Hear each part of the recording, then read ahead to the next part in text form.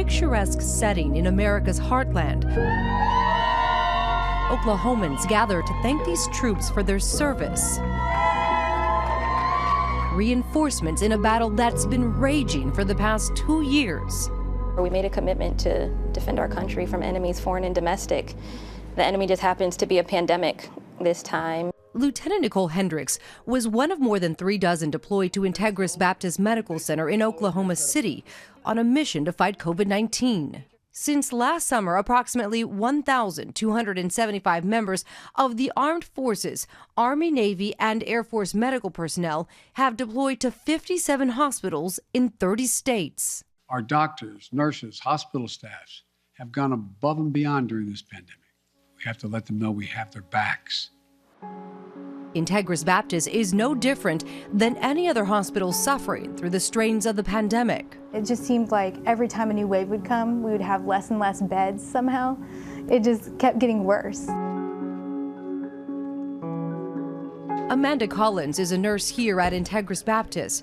Her floor saw some of the first COVID patients admitted to the hospital back in 2020. There were days you'd go home and you'd be like, do I have it and I don't know it? Or who's gonna get sick next? And after a while, as we saw so many people dying, it just got very stressful. What did that stress do to this hospital? People were like, wow, I am very overwhelmed, or just feeling just kind of that burnout that we talk about a lot.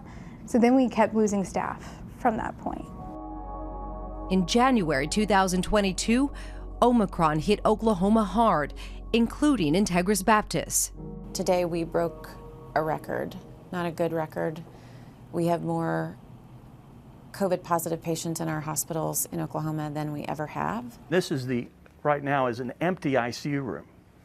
It's the only empty ICU room we have in the whole hospital right now because of all that's going on with the pandemic currently. We have doctors that are working for weeks on end. We have nurses that are taking extra shifts. At one point, about 35% of our beds were filled with COVID patients. Dr. Matthew Britt is a critical care pulmonologist who has spent 3 decades working here. When there were discussions about the government stepping in to help, was it like an immediate, send them here, we need the help? Yeah, I mean, how quickly can they be here? They didn't parachute in, but when the troops arrived, they hit the ground running. Lieutenant Nicole Hendricks and Lieutenant Tori Easley were a part of this FEMA-led mission, serving in the 88th Medical Group Inpatient Squadron at Wright-Patterson in Ohio. So give me an idea of what it was like when you first got here. People are like, thank God you're here, I'm taking a break. They didn't get to go away because we showed up. Their patient loads just individually weren't as heavy because we were here. I got to train Tori, and it was a very busy day. We were just running like crazy around, and she was so positive the whole time. She just kept saying, we're here to help. We mostly work with veterans and active duty and their families, and so we don't have civilian patients there. So that part was different. 28-year-old Lieutenant Easley began serving in the Air Force 2 years ago, just as COVID was declared a national emergency. From March 2021 to May 2021, I was deployed to Detroit, Michigan as part of a DoD and FEMA-run COVID vaccination clinic, just to try to get more of Michigan vaccinated. 39-year-old Lieutenant Hendricks has been in the service for more than a decade, spending the first 10 years working as a drone sensor operator. What were some of your bigger deployments as a drone operator? I deployed to Africa twice. And we do what we call launch and recovery, literally taking the aircrafts off. We're in charge of that, getting them off the runways. And then we pass them, as we say, or hand them over to the stateside crews who actually fly the missions. You are doing something completely different now. Oh, 100%. Word comes down that the White House is going to be sending aid to some of the most devastated places around the country. Did you guys know, oh, this is coming? You know, there's always that possibility when you join the military. You always have to be ready. Their duties were no different from their civilian counterparts.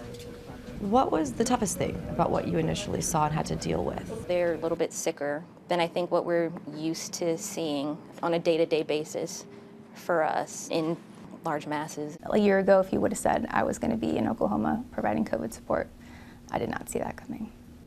Major Leah Godwin ran the day-to-day operation on the ground. You would think for a COVID support mission we'd be doing all COVID, but we were here really just to give relief to the hospital, whether that's COVID-specific patients or just in general. So for us, that mission was pretty clear that we're supporting the hospital and what they need. By the end of their deployment, the hospital's COVID numbers had drastically dropped from more than 300 cases to less than 20. It may be a little cheesy, but I have to ask, I mean, mission accomplished? I think so.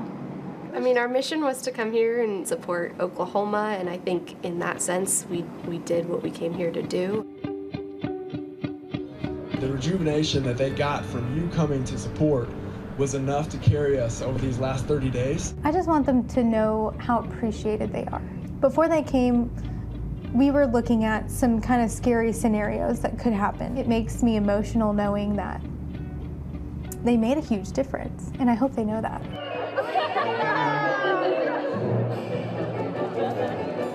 So tonight we are packaging up all of our gifts for all the different people in our wedding. On top of all of this, your work, the military coming, another surge, you've also been planning a wedding. Yeah. I'm thankful that numbers are down to a safe level for us to be able to have our wedding. Amanda got to say I do and enjoy a honeymoon in Jamaica with her husband, Justin. As for these troops, do you guys know where you're going next? What's the next big adventure, deployment? The next big adventure is home for now.